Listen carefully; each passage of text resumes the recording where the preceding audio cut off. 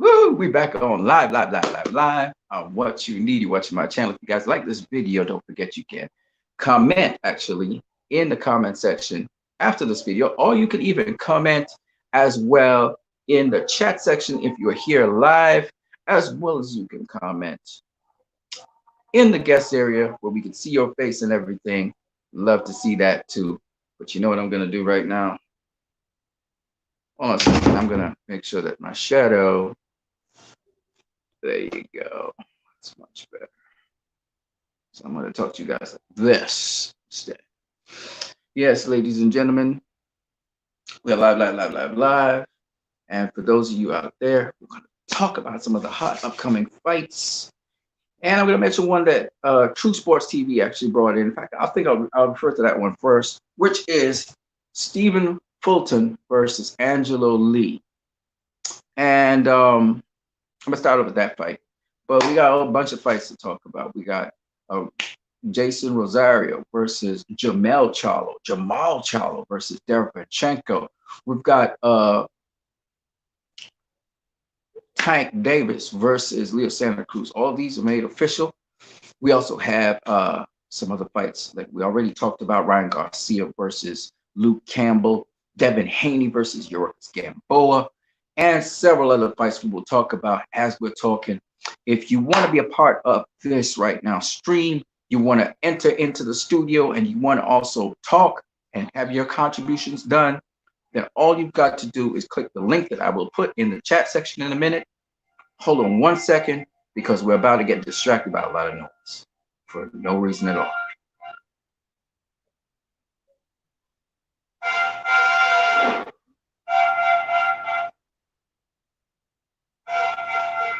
Okay, so if you really are interested in talking as a guest here, you pop on for about 5-10 minutes, and then you pop back off. Don't forget, all you got to do is click the link in the chat section. It's at the top of the chat section, and here comes the idiot. Don't worry, it's just background noise.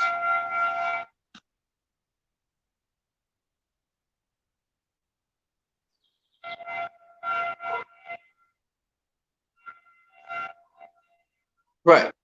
And you can just click on that and you will be a guest in the guest section, and I will let you in. I only let 3 guests in at a particular time, as well as you're going to have to be respectful and also keep your mic off so that we don't have background feedback, so we can have a nice organized discussion. We're going to get into it. Putting the link in the link section right now.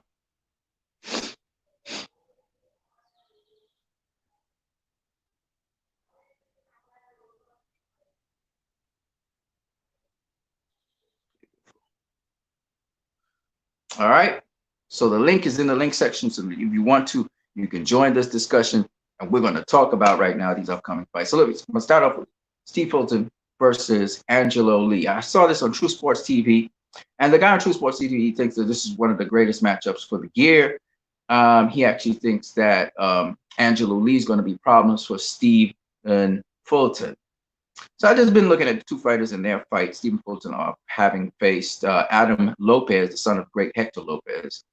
And man, Adam Lopez had him in some trouble early on, but his defense is on point. I thought he couldn't infight because when I was watching another fight he was having with another individual trained by one of those renowned boxers, I forgot what his name is, at the low weight division. And first of all, for those of you who don't know who Stephen Fulton and Angelo Lee is, they are super bantamweights. Okay, they're super bantamweights in the same division that Navarrete just left. You know, the dominant super bantamweight champion, Navarrete. So he's gone, he vacated, and they're going to be fighting for his WBO belt, which is vacant. So, you know who would know about this? Intangible Boxing. You can talk about him. He knows all of those low weight classes a lot more than I do. But apparently the gentleman from True Sports TV, he thinks that this is a great matchup. He thinks that Angelo Lee's going to be giving some problems. Let me explain Angelo Lee's style. Angelo Lee's something like a smaller version of Badou Jack. He has good defense. He likes to fight on the inside, but he's also a counterpuncher, and he can also box a little bit on the outside. Stay just outside of your range, bobs and weaves, and does all that stuff. Stephen Fulton, at first, when I heard True Sports TV say that he just has a good jab and he gets hit, I thought that was what Stephen Fulton is. Stephen Fulton, okay, a couple of things. All right, so early on, Stephen Fulton's career, he wasn't as big as he is now. He's really nice, filled out really nicely, and whatever. The kid can fight on the inside. The kid can fight on the outside. The kid has great defense. Like sometimes I saw him in certain fights and he wasn't really throwing punches. I guess he was expecting this, ciphering out for the first 3 rounds his opponent. He even got hurt once by Adam Lopez, who's again a very good fighter. 8th rounder. And he's fought a number of undefeated fighters coming up. So he's been kind of like, how do I say? He's had tougher fights early on in his career. Stephen Fulton can do a lot of things. I can see he's still improving as a fighter, but he can do a lot of things. He's very sharp, uses a very good jab, but he doesn't just come behind the jab. He throws the jab different ways. He throws the jabs at different levels. He'll mug you and just put his 2 hands at the side, a.k.a. Sergio Martinez, a.k.a. Roy Jones Jr., a.k.a. Floyd Mayweather, a.k.a. Southpaw guy. Okay, you got Pernell Whitaker. You also got to train the kid. Man, he's a beautiful fighter, defensive fighter I'm talking about. Just can't remember his name right now. He could have faced Manny Pacquiao at flyweight. He was a flyweight champion. Just can't remember his name. Nothing at this point in time.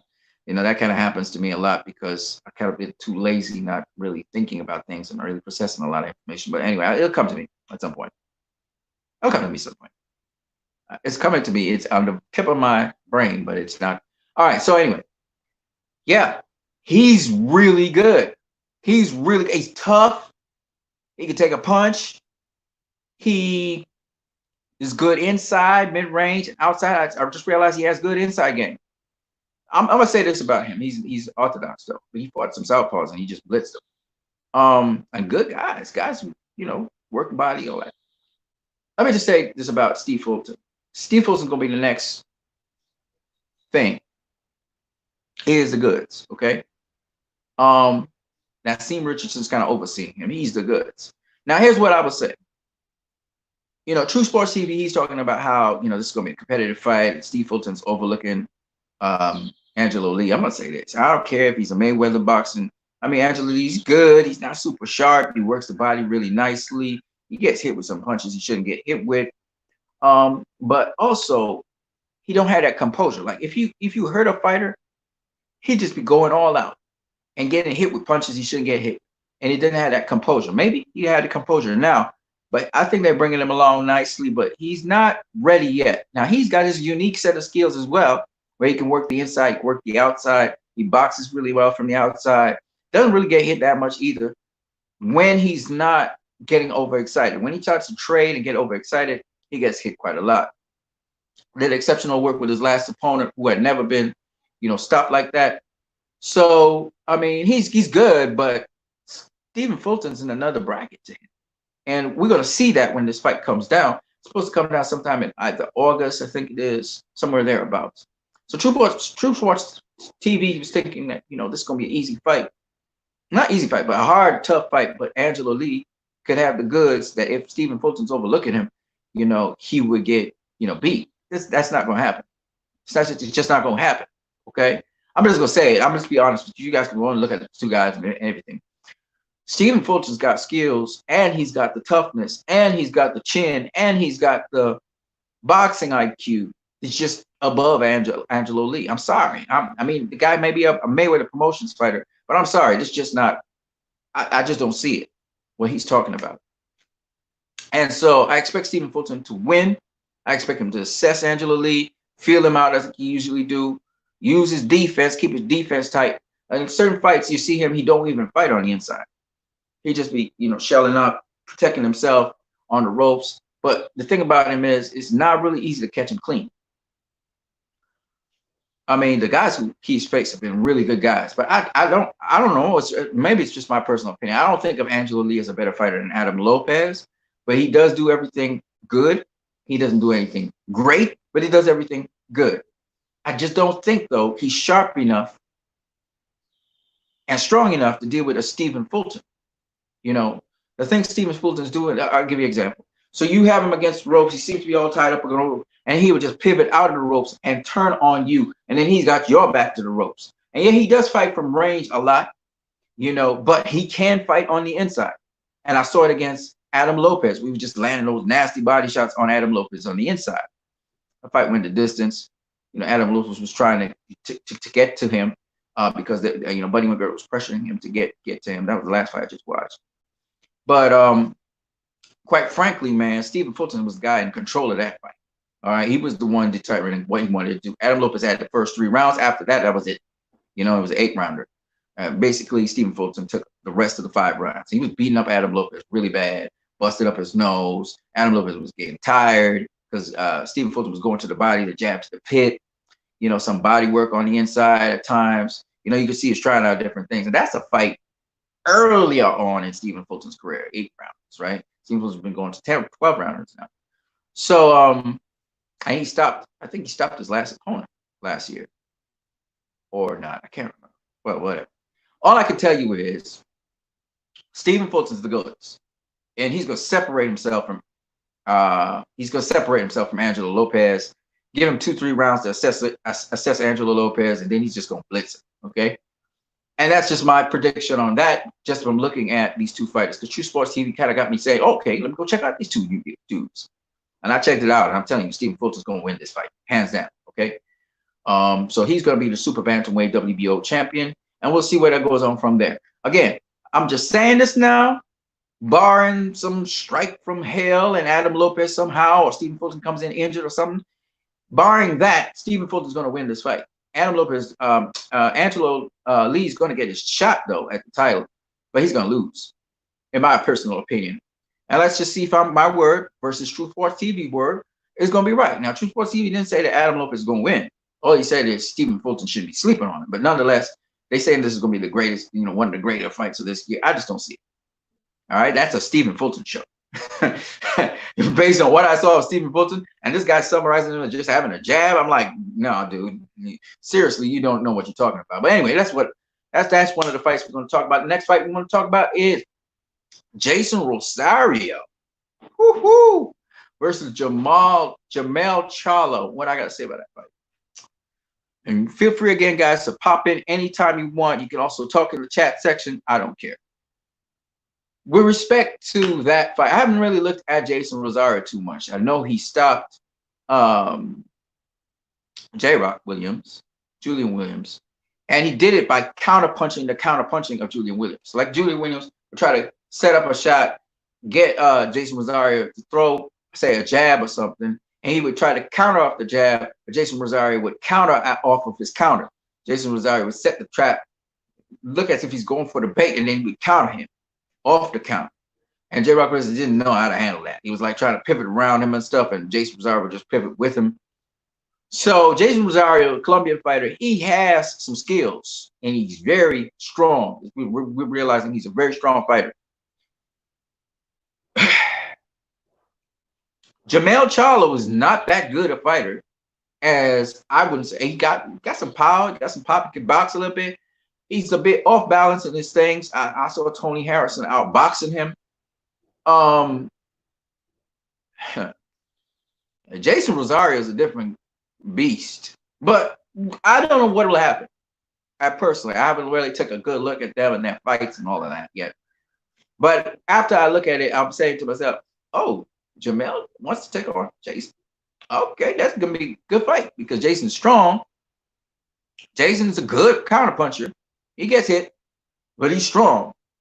Unless they're doing some kind of testing, USADA or VADA or something, just to check to see everything's all kosher. And if this dude just naturally strong, well, shit, you're gonna have to, Haney can counterpunch a bit. You're gonna be, they're gonna have to formulate a game plan to deal with that. Whether I don't know what game plan they're gonna, if they're gonna do it from range, if they're gonna try and box him on the outside, what? But the way how he destroyed J-Rock Williams told me that he's got some skill. He wasn't just going in there looking to just plant something heavy on him. Jarrett Hurd is in the mix still. He's still at 154. Somebody's supposed to move up to 160, I'm hearing. But anyway, so we do know that it's on now. Jermell Charlo versus Jason Rosario. That should be a good fight. That's a good, solid fight in which Jason Rosario could take that fight. All right, but I have to go and look at it in more detail. We're just talking about these hot matchups. If you guys have anything to say, please feel free to comment. The other fight, Jermall Charlo versus Sergey Derevyanchenko, was again another fight that's a good fight because it's a fight that Derevyanchenko can win because, again, Jermall Charlo was known as an outboxer. He's not one who really handled guys very well on the inside. He did not handle Adam, what was his name? You guys know what I'm talking about, though. Adam, the guy that came up from 154 was in this contender or whatever it was tournament or that ESPN had or something, which Willie, the Mongoose, his son, Willie Monroe had won that, Willie Monroe Jr. And I think one of the Charlos was supposed to face Willie Monroe at a certain point. I don't know what happened to that. But anyway, this guy, Adam, I can't remember what his surname is. But Adam, anyway, he went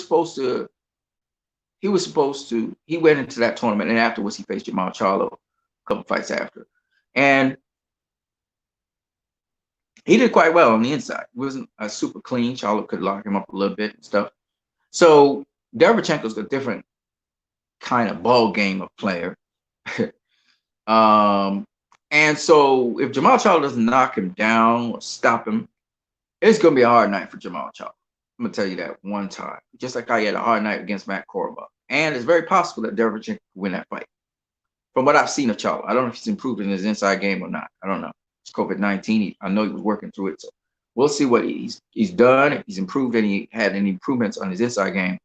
But if he don't, this could be a Derevyanchenko fight. So that's a good fight. It's kind of like almost an even playing field there.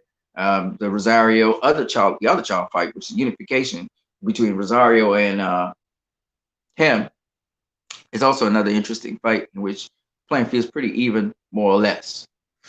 Then we have to talk about Devin Haney facing New York's Gamboa. Gamboa is a good fighter. That's what people don't realize. And he put up a good fight against Tank.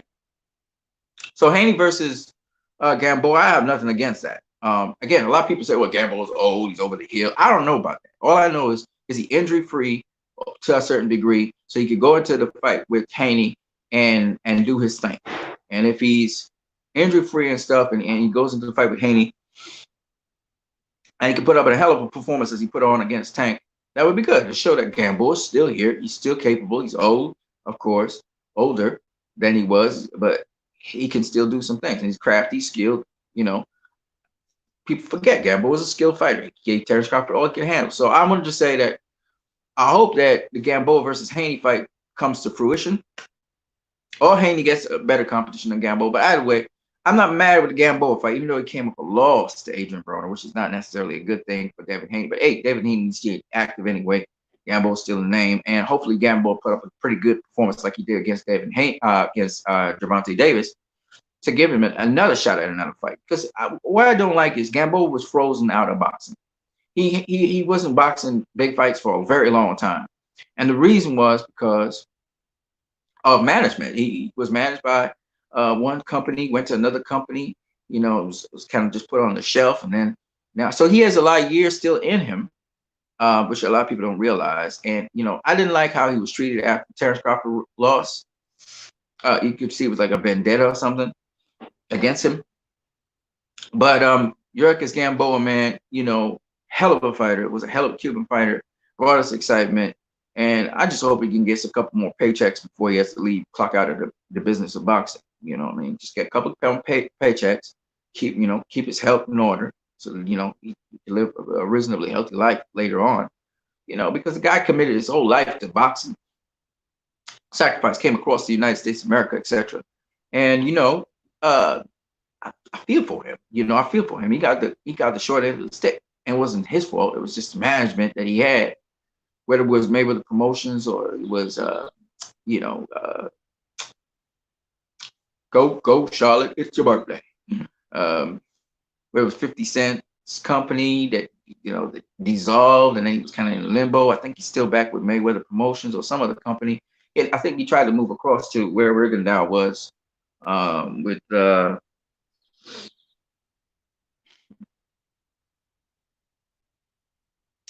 Rockefeller, Rock Nation.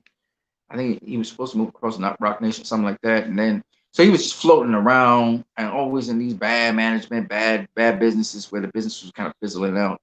So it was tough for Gamboa. So I think I'm happy that Gamboa is getting some kind of, it's not the big fights, but it's, it's guys coming up. It kind of almost feels like a journeyman. It's just really unfortunate because he's such a great fighter.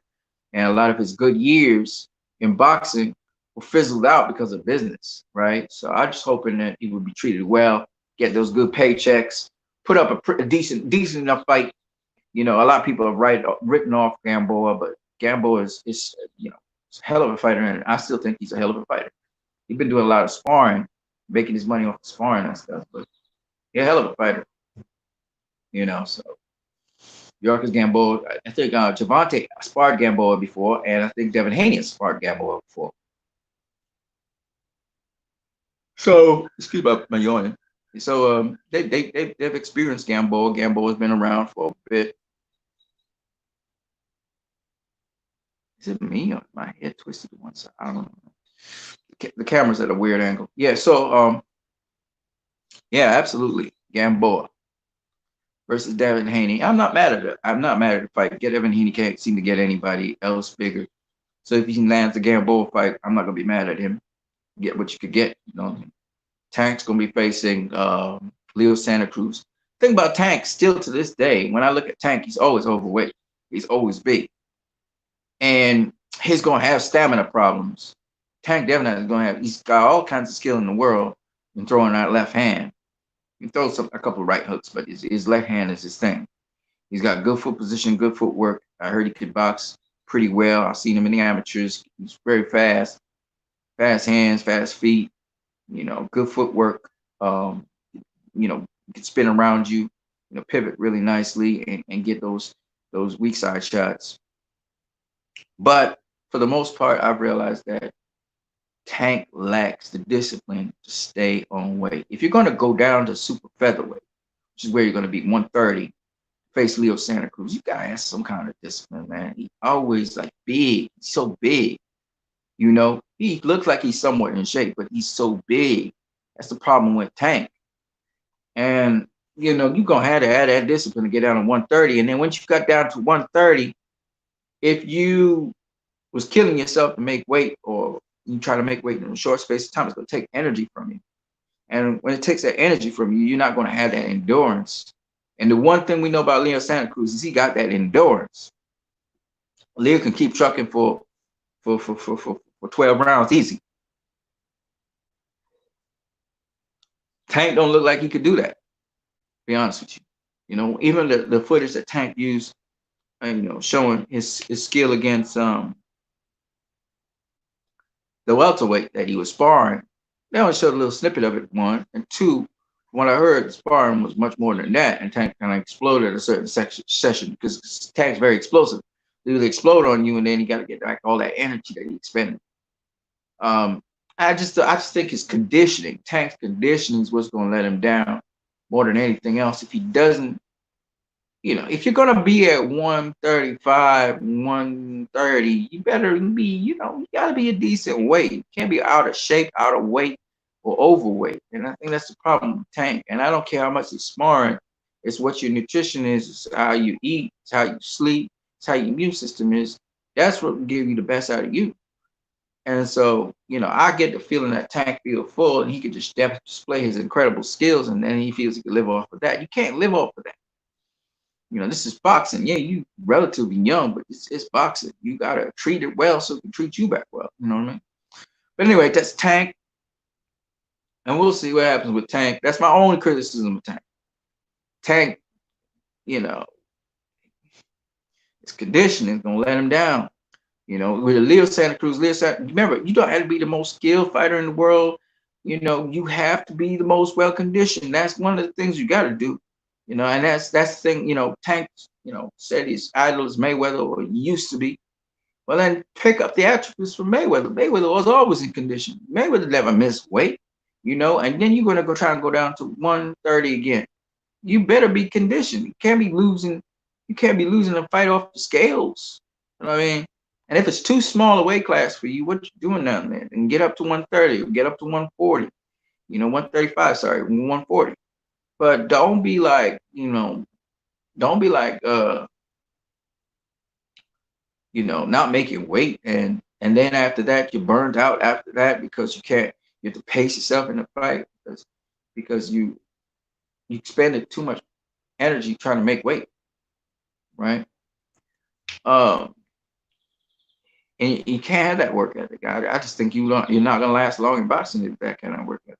And that's something that throwback fighters used to do. Roger Mayweather used to drink, smoke, whatever. At least he used to make weight, but still, you drink, smoke, whatever, live whatever lifestyle. Julio Cesar Chavez, snort coke, all that kind of shit. Sugar Ray Leonard, same thing. Roberto Duran used to let himself go and get all the way up to 200 pounds.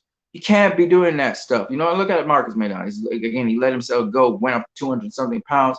You don't see guys like Mayweather. You don't see guys like Sugar Ray Leonard as much as he was using the coke binge, whatever. Why? I don't know.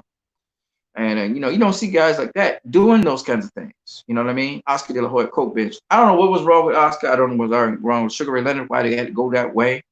You know, even Tyson Fury does the same thing. Coke binge.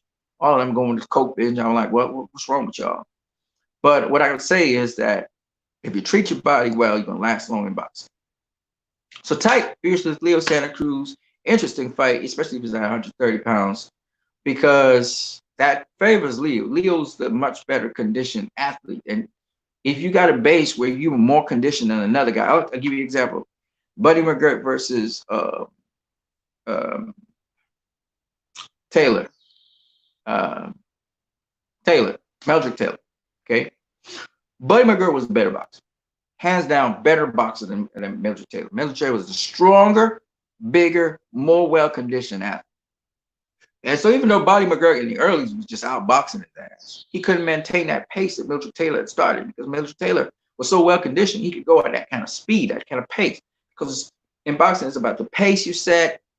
It's about many things, many different factors. And if you're pushing the fight faster than the other guy's going to burn out. Unless he can control the tempo of the pace by controlling the range at which the fight takes place, which is favorable to him. So what you find is that, you know, Meldrick Taylor was bigger and stronger. He could take more Buddy's shots. And then he would body Buddy on the inside. He would rough him up on the inside, use his strength, use his size, use his body mass. And so by the 8th round, Buddy was gone. He was done. He was tired. And then Meldrick was, you know, being bigger and strong in a trade-off, you know, you still catch Buddy with certain shots, some body shots, steal body shots on him. And eventually, and you know, Meldrick Taylor's hands was fast. Eventually, that started to wear Buddy down. And by the 8th round, Buddy was done. He was done. Buddy McGirt was done. And Meldrick Taylor, of course, won the fight. So it's not just skills. It's a lot of other attributes like strength, you know, how strong you are as a fighter. You know, just how, not just how tough your chin is, but how strong you are physically as a fighter. Because we you're stronger. Like you take, for instance, when I was just talking about Fulton, right? Fulton's physically stronger sometimes than the opponents he's facing. So he's able to turn them. He's able to do different things. Even though I saw him do some really stupid things. You know, you can't remember Jonah Casamayor for that reason, except he's not soft. He spit out his mouthpiece. I was like, what? And then he hit the guy with a couple of low blows as well. So you know how it goes. But yeah,